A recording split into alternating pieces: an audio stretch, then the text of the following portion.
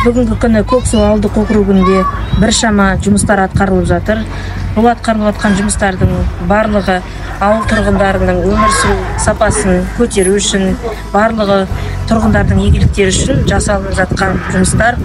Және де ауылдық округымыздың ірі шаруа қожалықтардың басшылары әр шараға демеушілік көмек көрсетеді. Оларды ерекше атап өткім келеді және алғысымды білдіргім келеді.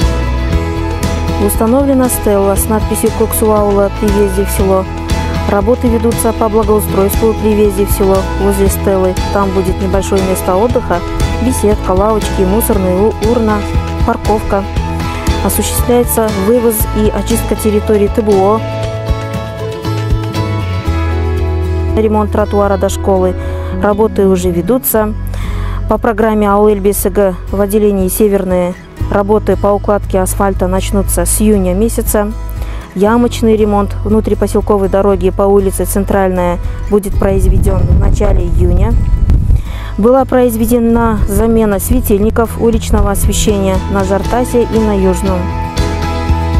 Я знаю, что в нашем округе еще много проблемных вопросов, которые мы по мере возможности будем стараться решать.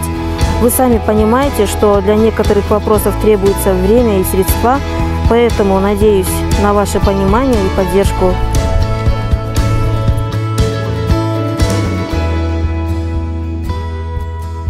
Я живу здесь более 30 лет.